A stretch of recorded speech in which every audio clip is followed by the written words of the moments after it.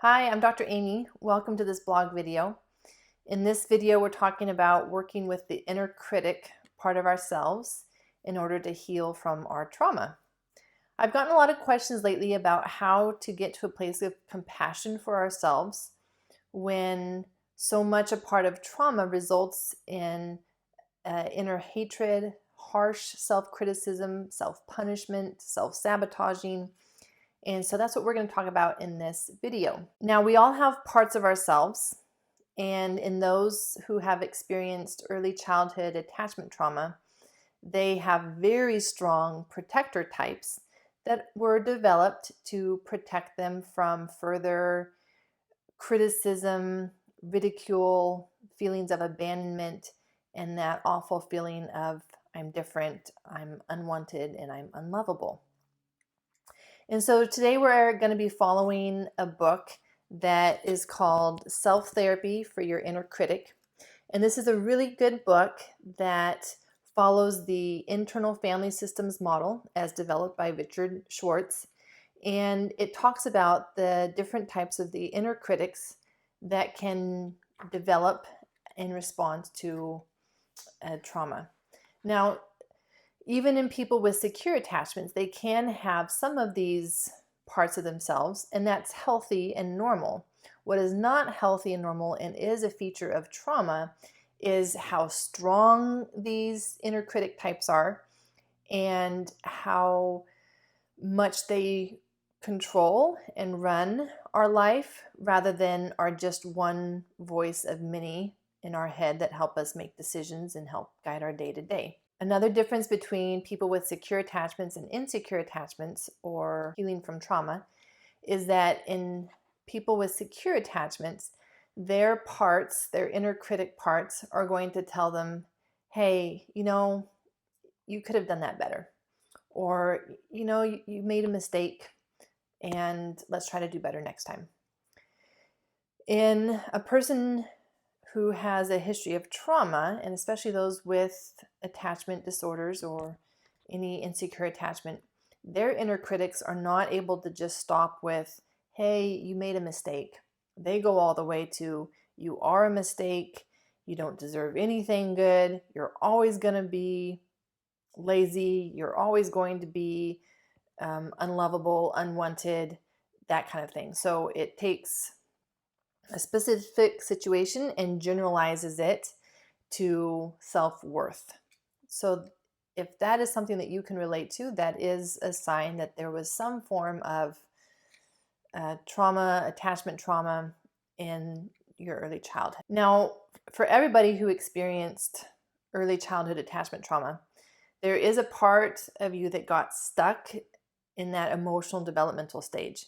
And so there are situations that will still trigger that little child because it is stuck in that emotional stage.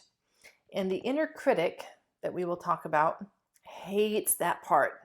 It hates that inner child part because it feels like it is immature. It feels like it is out of control. And it feels like it is sensitive, weak, emotional.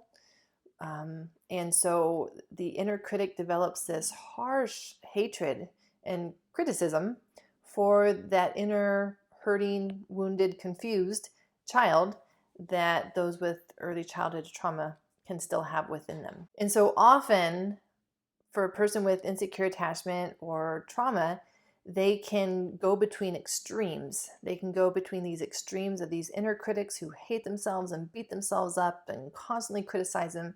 And then they can just be like, all right, enough of that. I can't take anymore. And then they swing to the other extreme and they just develop this level of self-tolerance and let themselves do whatever they want, whenever they want, no boundaries, no restraint, until their inner critic kicks in again. And then they hate themselves for that. And so that's another feature of early childhood trauma is these extremes going back and forth between kind of how you treat yourself, how you talk to yourself, and thus influencing your decisions and your interaction with the world and other people. So let's talk about the types of inner critics. And I'm going to reference the book here. And if you can get this book, I highly recommend it. And it's a good starting place for just being able to understand yourself better from a place of compassion. And so these inner critic parts are, again, protector parts that are doing their best to protect you from feeling unwanted, protecting you from being rejected and abandoned and criticized by other people. It feels that by doing that itself, that it can prevent that from happening from other people. And so here is kind of a summary of the different types of inner critics. And so in the blog, we go through each type. The perfectionist is the first type that we'll talk about. And this is that voice that can develop where it tells you that you always have to do everything perfect. You have to look perfect, you have to be perfect, or nobody will want you. And this level of perfectionism can often result in paralysis and procrastination because you don't want to do anything unless it can be done perfectly. And so you end up not doing a lot of things because of that fear that it's not perfect. The next type of inner critic that we'll talk about is the molder. This is very similar, but with a slightly different take on it. So the molder's job, it feels, is to mold you into whatever other people want you to be, whatever they would want, so that you will be liked by them. They will accept you. And so it does create this disconnect between actually knowing who you are and even knowing the types of things that you like to do. And it is very good at tuning into other people and what they want and becoming what they want, rather than tuning into yourself and understanding and even knowing your feelings. The next type of inner critic that we're going to talk about is the guilt tripper. And this is the voice that says, you are bad. You don't deserve forgiveness. You don't deserve this, because not only did you make a mistake, you are a mistake. And so this can be a more prominent inner critic type that develops, especially in situations where there is religiosity mixed in with the attachment trauma. The next inner critic type that we're going to talk about is underminer. The underminer inner critic is the one that keeps you from moving forward and becoming successful and following your dreams, because it knows that failure is inevitable. It knows that you're not good enough. And so rather than have you go out and fail and be rejected and be made fun of, it's going to convince you that you're not good enough to hold you back and keep you where you are safe. The next inner critic type that we're going to talk about is the taskmaster inner critic. And this is the voice that tells you that you always have to work harder. You are never allowed to rest, to take a break, to have time for yourself, just to relax. You always have to be doing something. You always have to stay busy. And this can be a part that develops, especially in response to a parent who is more driven, is maybe a type A personality. And so they are always pushing their children to do more, to accomplish more.